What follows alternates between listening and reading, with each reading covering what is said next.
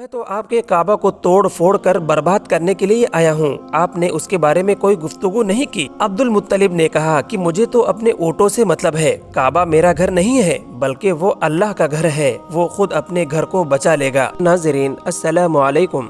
दोस्तों, आज की वीडियो बहुत खास है, इसलिए कि इसमें ऐसा वाक़या बताऊंगा कि जिसका जिक्र अल्लाह ने कुरान करीम में कर दिया है, और वो वाक़या अस्हाबे फील का है, यानी हाथी वालों का वाक़या। एक ज़माने में एक बादशाह ने ताकत व क़ुव्वत के नशे में काबतुल्लाह को गिराने की कोशिश की थी, लेकिन अल्लाह ने अपने घर की कैसे हिफाजत की और उस बादशाह को कैसे बर्बाद किया एक छोटे से परिंदे से, ये पूरा वाक़या है। पूरे वाक़ये को सुनने के लिए आखिर तक हमारे साथ बने रहें, इसलिए कि आज की वीडियो आपके लिए काफ़ी मालूमाती होगी। तो चलिए वाक़ये को शुरू करते हैं। आप सल्लल्लाहु अलैहि वसल्लम की पैदाइश से सिर्फ 55 दिन पहले यमन का बादशाह, जिसका नाम अबरहा था, हाथियों की फौज लेकर काबा ढाने के लिए मक्का आया। उसका सबब ये था कि अबरहा ने यमन के दारुस सल्तनत सना में एक बहुत ही शानदार और आलीशान घर बनाया और ये कोशिश करने लगा कि अरब के लोग बजाय खाने काबा के यमन आकर इस गिरजा घर का हज किया करें। जब मक्का वालों को ये मालूम हुआ तो कबीले कनाना का एक शख्स गैजो गजब में जलकर यमन चला गया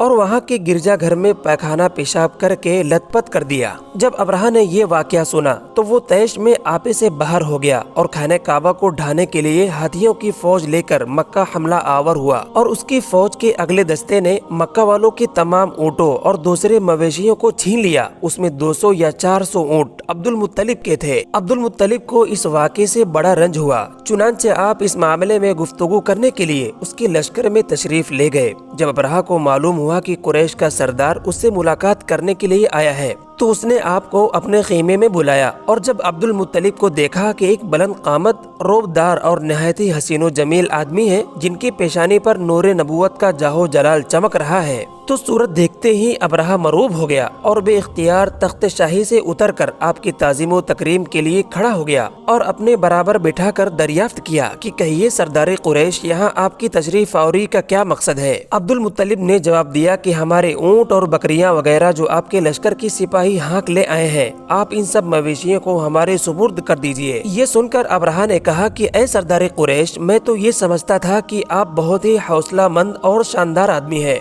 मगर आपने मुझसे अपने ऊँटों का सवाल करके मेरी नजरों में अपना वक़ार कम कर दिया। ऊँट और बकरी की हकीकत ही क्या है? मैं तो आपके काबा को तोड़ फोड़ कर बर्बाद करने के लिए आया हूँ। आपने उसके बारे में कोई गुफ्तगू नहीं की। अब्दुल मुत्तलिब ने कहा कि मुझे तो अपने ऊँटों से मतलब है। काबा मेरा घर नहीं है बल्कि वो अल्लाह का घर है। वो खुद अपने घर को बचा लेगा। मुझे काबा की जरा भी फिक्र नहीं है। ये सुनकर अबरहा अपने फिरौनी लहजे में कहने लगा, ऐ सरदार मक्का, सुन लीजिए, मैं काबा ढाकर उसकी ईंट से ईंट बजाकर रहूंगा और रुए जमीन से उसका नामो निशान मिटा दूंगा, इसलिए कि मक्का वालों ने मेरे घर जाकर बड़ी बेहुरमती की है। इसलिए मैं उसका इंतकाम लेने आया हूँ और उसका इंतकाम लेने के लिए काबा को मिस्मार कर देना जरूरी समझता हूँ। अब्दुल मुत्तलिब ने फरमाया, फिर आप जाने और खुदा जाने, मैं आपसे सिफारिश करने वाला कौन। इस गुफ्तगू के बाद अबरहा ने तमाम जानवरों को वापस कर देने का हुक्म दे दिया और अब्दुल मुत्तलिब तमाम ऊँटों और बकरियों को साथ लेकर अपने घर चले गए और मक्का वालों से फरमाया कि तुम लोग अपने माल मवेशियों को लेकर मक्का के बाहर निकल जाओ और पहाड़ों की चोटियों पर चढ़कर वहां छुप जाओ। मक्का वालों से ये कहकर फिर खुद अपने खानदान के चंद आदमियों को साथ लेकर खाने काबा में गए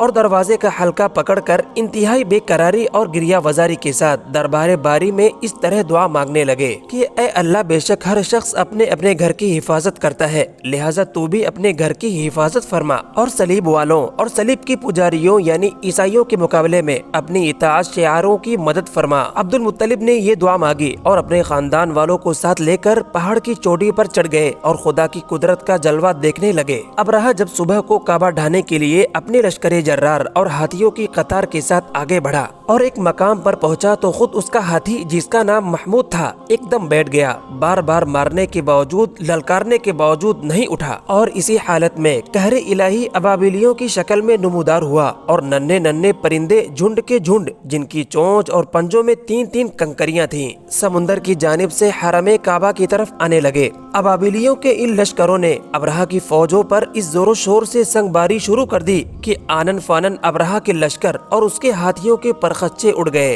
अबाबिलियों की संगबारी खुदावंदे कहारो जब्बार के कहरो गजब की ऐसी मार थी कि जब कोई कंकरी किसी फील सवार के सर पर पड़ती थी तो वो उस आदमी के बदन को छेदती हुई हाथी के बदन से पार हो जाती थी। अबरहा की फौज का एक आदमी भी जिंदा नहीं बचा और सब के सब अबरहा और उसके हाथियों समेत इस तरह हलाको बर्बाद हो गए कि उनके जिस्मों की बोटियां टुकड़े टुकड़े होकर जमीन पर बिखर गयीं। चुनांचे कुरान मजीद में अल्लाह तबारक व तआला ने इस वाक़े का जिक्र करते हुए इरशाद फरमाया, अलम तर कैफ फ़अल रब्बुका बिअस्हाबिल फील अलम यजअल कैदहुम फी तज़लील व अरसल अलैहिम तैरन नबाबिल तरमीहिम बिहिजारतिम मिन सिज्जील फजअलहुम कअस्फिम मअकूल। यानी ऐ महबूब, क्या आपने नहीं देखा कि आपके रब ने उन हाथी वालों का क्या हाल कर डाला? क्या उनके दावों को तबाही में न डाला और उन पर परिंदों की टुकड़ियां भेजी ताकि उन्हें कंकर के पत्थरों से मारे तो उन्हें चबाए हुए भुस जैसा बना डाला। जब अबरहा और उसके लश्कर का ये अंजाम हुआ तो अब्दुल मुत्तलिब पहाड़ से नीचे उतरे और खुदा का शुक्र अदा किया। इनकी इस करामत का दूर दूर तक चर्चा हो गया और तमाम अहले अरब इनको एक खुदा रसीदा बुजुर्ग की हैसियत से काबिल एहतिराम समझने लगे। दोस्तों, ये था अस्हाबे फील का पूरा वाकया। उम्मीद है कि आपको ये वाकया पसंद आया होगा। अगर आपको पसंद आया है तो आप इसको शेयर करें